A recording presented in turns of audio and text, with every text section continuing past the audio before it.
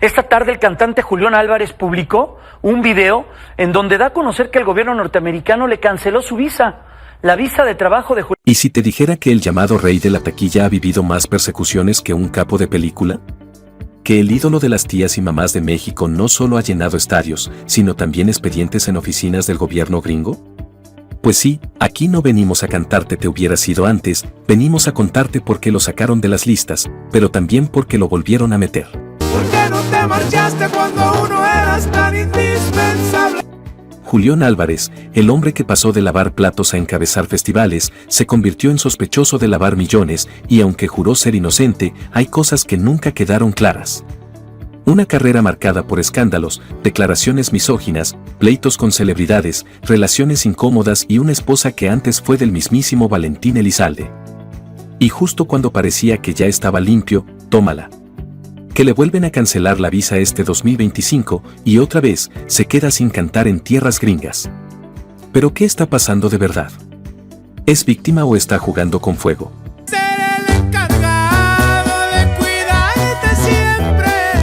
Ponte cómodo, porque esto no es un documental aburrido. Esto es Las Intrigas de Gerberín, y aquí te vamos a contar el otro lado del artista que dicen que nunca se raja, pero que ha tenido que tragarse varios sapos en silencio. Dale like, suscríbete y prende la campanita, porque esta historia está como para cantarla a grito pelado con un buen shot de tequila, o de verdad, con la chismosa de tu tía al lado. Ahora sí, comenzamos. Y es que amigos, Julián Álvarez, el llamado rey de la taquilla, no siempre fue ese ídolo inamovible del regional mexicano que revienta palenques y pone a gritar a miles. Detrás del sombrero bien puesto y las botas bien boleadas, se esconde una historia cargada de luces, sombras y secretos que siguen sin respuesta. Porque sí, su voz ha enamorado a medio país, pero también ha levantado sospechas en despachos donde no entra cualquiera. De Estados Unidos lo incluyó en una lista de investigación por lavado de... Se trata no solo de la pausa obligada en su carrera, sino penosos momentos que vivió. Y es que no cualquiera sobrevive a que el mismísimo Departamento del Tesoro de Estados Unidos lo acuse de estar ligado con la maña. Sí, se dijo fuerte y claro, lo vincularon con un tal Raúl F., un presunto pez gordo con conexiones con los patrones del mal más pesados de México. La acusación no fue cualquier chisme de lavadero, lo metieron directo en la temida lista Clinton, donde solo entran los que según ellos mueven lana sucia. Pero antes de todo eso, Julián ya tenía su propio imperio. Había pasado de cantar en cantinas a encabezar giras por todo México y su grupo Julián Álvarez y su norteño banda era sinónimo de taquillazo asegurado. Se hablaba más de cuántos boletos vendía que de su música.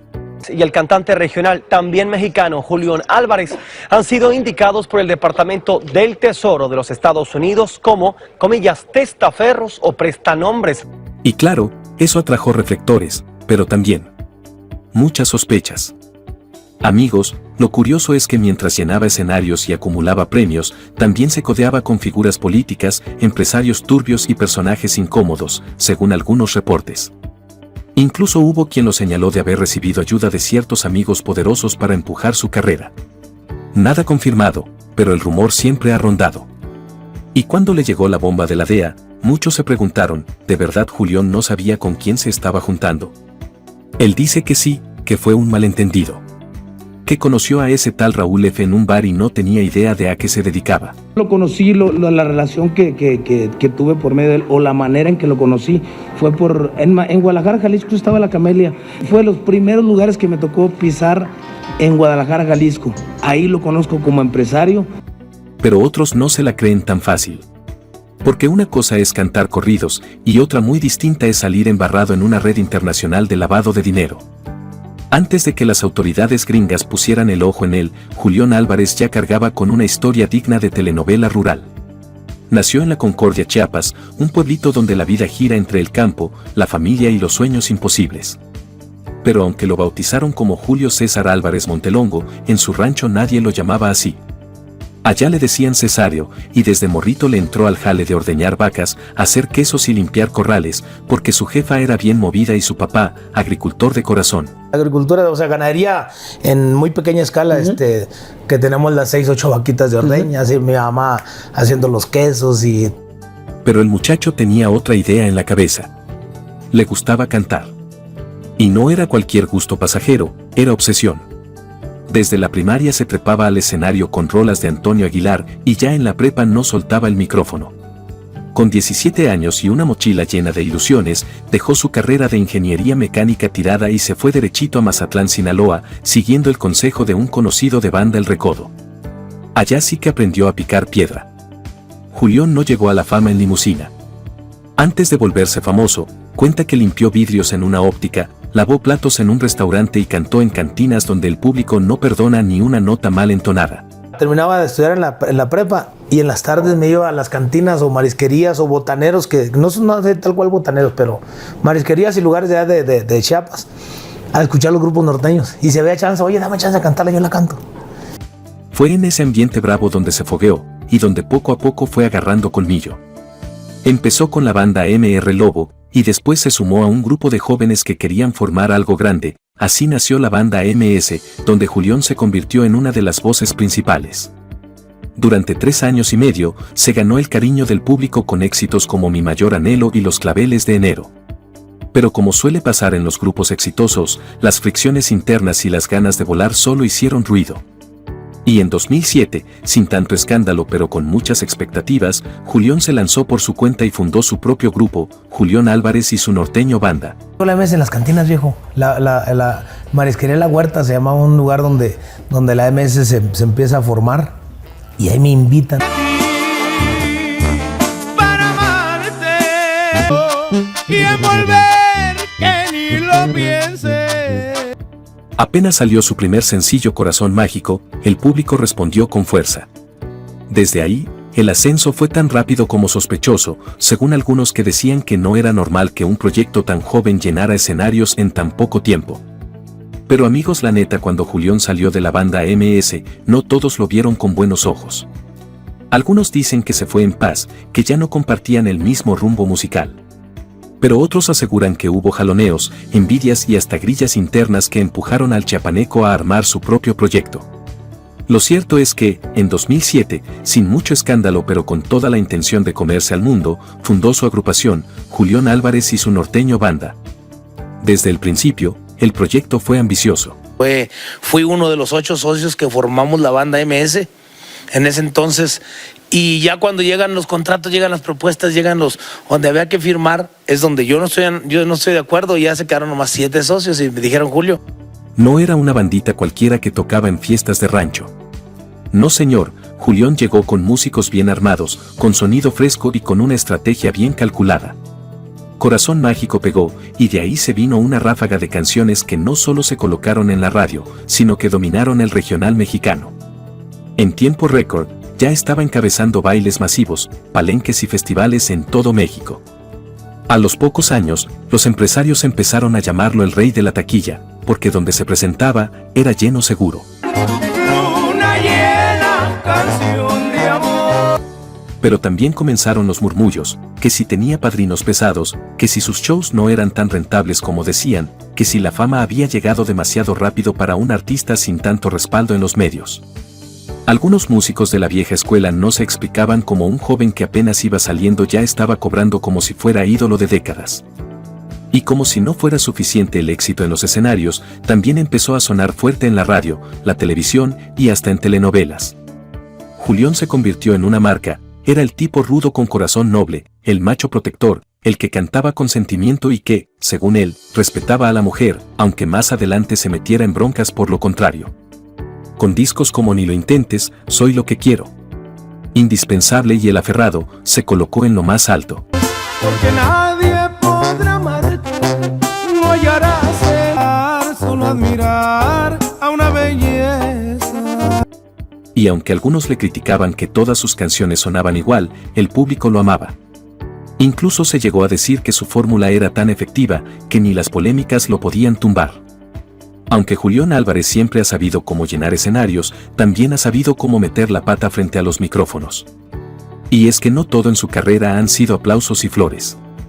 Hay una parte del cantante que ha incomodado a muchos, sobre todo cuando se le suelta la lengua en entrevistas o se pasa de copas en el escenario.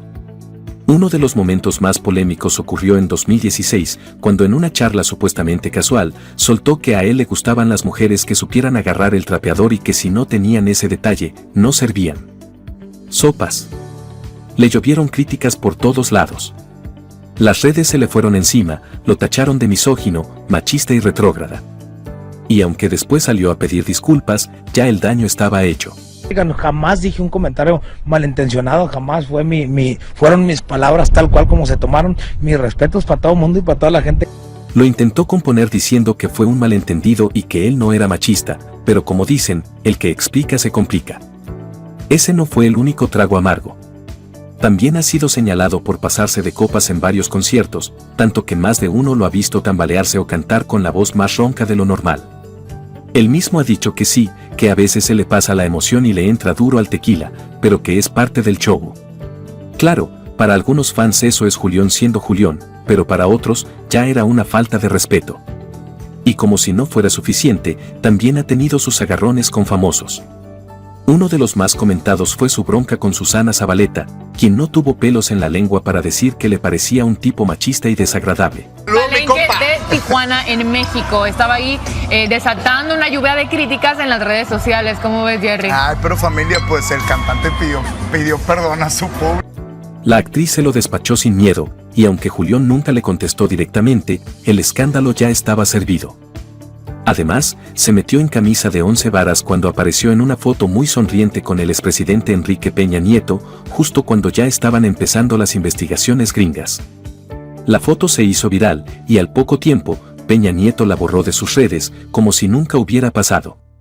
Pero Internet nunca olvida, y muchos empezaron a preguntarse qué tan cercanos eran en realidad. Solo digo que me cae mal él, me caen mal sus canciones, y no voy a comprar ni un disco, y en mi casa está prohibido. Y ahora sí, amigos, agárrense porque el 9 de agosto de 2017, la carrera de Julián Álvarez se tambaleó como nunca. Mientras él seguía llenando palenques y lanzando discos, allá en Estados Unidos el Departamento del Tesoro soltó una bomba que sacudió al espectáculo mexicano. Julián Álvarez fue señalado por presuntos vínculos con el negocio oscuro. No era rumor, no era meme. Era un documento oficial que lo ponía en la mismísima lista de nacionales especialmente designados, mejor conocida como la lista Clinton. Pero eso no fue todo.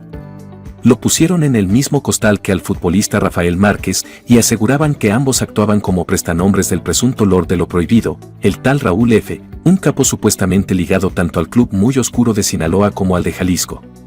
¿La acusación? Que habían ayudado a lavar dinero a través de negocios de entretenimiento y eventos masivos. El escándalo fue mundial. Mexicanos y a más de 40 entidades, entre ellas un club de fútbol y un casino que también les han servido supuestamente a los cárteles para lavar parte de sus activos. Las redes explotaron, los medios se volcaron sobre el tema y muchos empezaron a cuestionarse cómo era que un cantante aparentemente tan sano había acabado embarrado en algo tan grave. Algunos creyeron de inmediato. Otros pensaron que era un malentendido. Pero la realidad fue que el nombre de Julián quedó manchado al instante. A partir de ese momento, sus cuentas en Estados Unidos fueron congeladas, se le canceló la visa, y su música fue retirada de plataformas digitales como Spotify, Apple Music y YouTube. Fue como si lo hubieran borrado del mapa, al menos del mapa digital gringo. Julián no tardó en reaccionar. Convocó a los medios, dio la cara y negó todo. Márquez y Álvarez podrían sufrir sanciones de acuerdo a la ley Kingpin, la que van desde penas civiles hasta el pago de $1.400.000. Dijo que él sí conocía a ese tal Raúl F., pero que lo había tratado como empresario en un bar y que nunca supo quién era realmente. Insistió en que él solo hacía música y que sus ganancias venían del trabajo, no de negocios turbios. Pero aún así, el golpe ya estaba dado. Lo que siguió fue una tormenta de 6 años que lo arrastró por tribunales, lo alejó de escenarios internacionales y puso su carrera en pausa forzada, aunque en México siguió llenando conciertos. Tras la sacudida que le dio la OFAC en 2017, la vida de Julián Álvarez cambió radicalmente. De un día para otro, el artista que llenaba estadios y encabezaba listas de popularidad, se convirtió en un nombre prohibido en Estados Unidos. Con la misma tranquilidad, sigo con la misma seguridad de lo que yo he sido, cómo he hecho mis cosas, las negociaciones. Su visa fue cancelada sin miramientos, sus cuentas bancarias en territorio gringo quedaron congeladas y lo peor, su música desapareció de todas las plataformas digitales internacionales, como si nunca hubiera existido. Para un artista que dependía de su presencia en la radio, en redes y en plataformas para sostener giras y ventas, esto fue un golpe directo al corazón de su imperio. Ya no podía hacer negocios con empresas ni ciudadanos estadounidenses. Las promotoras gringas le cerraron la puerta y sus fechas en Estados Unidos fueron canceladas una tras otra. Incluso en México, algunos empresarios comenzaron a tomar distancia por miedo a represalias legales. Y mientras el público se preguntaba qué estaba pasando, Julián y su equipo decidieron cambiar de estrategia, cerraron sus redes sociales oficiales y lanzaron un sitio web llamado lospasosdejulion.com, donde publicaban comunicados y trataban de limpiar su imagen. Vete haciendo la idea, nunca te voy a dejar. Te imaginas que fue fácil despedirme, los recuerdos se amontonan. Pero aunque insistían en que todo era un malentendido, los detalles nunca terminaban de cuadrar. Julián aseguraba que su patrimonio venía de su trabajo, que todo lo había ganado cantando, y que si alguna vez se cruzó con ese tal Raúl fue por simple coincidencia. Pero algunos cibernautas notaban que en ciertos negocios, como palenques y jaripeos, es común que haya dinero que no siempre se declara. Y claro, empezaron las preguntas incómodas: ¿quién financiaba realmente sus primeras giras? ¿Cómo logró despegar tan rápido? ¿Y por qué nadie en su equipo vio venir esto? Mientras tanto, en México, Julián siguió cantando como si nada. Los fans lo defendían con todo, asegurando que era víctima de su éxito. Solo soy un simple terrenal para hablar de soledad. Pero los que lo querían ver caer aprovecharon para soltar rumores de todo tipo, que si ya había cooperado con los gringos, que si tenía protección política, que si estaba más embarrado de lo que aparentaba. A pesar del silencio oficial, el artista no se detuvo. Siguió llenando recintos, aunque con menos reflectores y más sombras a cuestas. Después de 5 años de lucha legal, silencios calculados y presentaciones con perfil bajo, el 27 de mayo de 2022, Julián Álvarez anunció con bombo y platillo que ya no estaba en la lista Clinton. Según la OFAC, había sido eliminado del listado de personas sancionadas por presuntos vínculos con el negocio turbio de Lampa. Para muchos, ese día fue como si le quitaran un grillete del alma. Yo jamás rompería relación con algún amigo si lo tengo de amigo y si hemos trabajado juntos. Yo soy su amigo, no soy su socio en ningún negocio. Pero para otros, solo fue el inicio de nuevas sospechas. Julián celebró el anuncio como si hubiera ganado un Grammy. Volvió a subir su música a las plataformas digitales, reactivó sus redes sociales y armó su regreso con fuerza. Su nombre otra vez empezó a sonar fuerte en Spotify, sus videos reaparecieron en YouTube y los empresarios gringos comenzaron a llamarlo, ahora que ya no representaba un riesgo legal. Pero lo que levantó la ceja de muchos fue que nunca se aclaró a detalle por qué lo habían sacado de la lista. No hubo comunicado oficial explicando su inocencia, ni disculpa pública por parte de Estados Unidos. Solo se dijo que ya no estaba relacionado con actividades sancionables. ¿Y eso qué significa? ¿Lo investigaron y no encontraron nada? ¿O tal vez ya no les convenía tenerlo ahí? Nadie supo decirlo con certeza. Fue borrado de la lista negra por presunto lavado de dinero organizado, aunque sus empresas siguen bajo investigación. Los más desconfiados empezaron a murmurar que todo había sido una jugada política, que alguien muy arriba metió las manos para sacarlo del hoyo, y que su regreso no era tan limpio como parecía. Incluso hubo quienes decían que, para lograrlo, Julián había tenido que soltar información delicada. Nada confirmado, por supuesto, pero el chisme corría como pólvora en los pasillos del regional mexicano. Y mientras tanto, él volvió con más fuerza que nunca. En 2023, retomó sus presentaciones en Estados Unidos, incluyendo un concierto apoteósico en el SoFi Stadium de Los Ángeles, con lleno total. La gira Prófugos del Anexo, junto a Alfredo Olivas, fue un trancazo en taquilla. Pero aunque la gente volvió a corear sus canciones, las preguntas seguían flotando en el aire. Porque sí, regresó, pero realmente fue absuelto o tal vez solo fue olvidado. Esto logramos que WIF, el 10 de julio, el mes pasado, ordenara la eliminación del nombre Julio César Álvarez de Montelongo de las listas de personas bloqueadas en México. Déjame saber qué piensas en los comentarios. Y bueno, aquí la historia está que arde, así que no te vayas porque la pregunta que muchos se hacen ahora es, ¿mala suerte o reincidencia? Y es que cuando parecía que Julián Álvarez ya había cruzado el río y dejado atrás los escándalos, tómala. La historia volvió a repetirse como si fuera maldición gitana.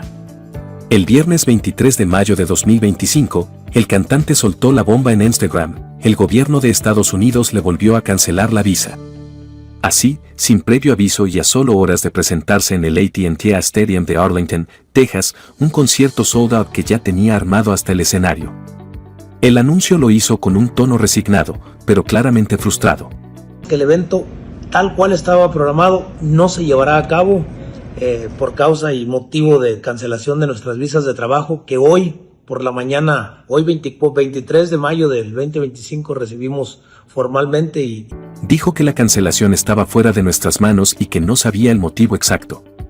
Según él, no había recibido explicación oficial, solo el aviso de que ya no podía ingresar. Y lo más grave, la cancelación no solo lo afectó a él, sino también a su equipo de músicos, técnicos y producción. Todo el plan en Texas se vino abajo de un día para otro. Los fans tejanos ardieron en redes. Algunos exigían reembolso, otros ofrecían apoyo incondicional, y no faltaron los que dijeron lo que muchos ya pensaban: ¿otra vez? ¿Y ahora qué hizo?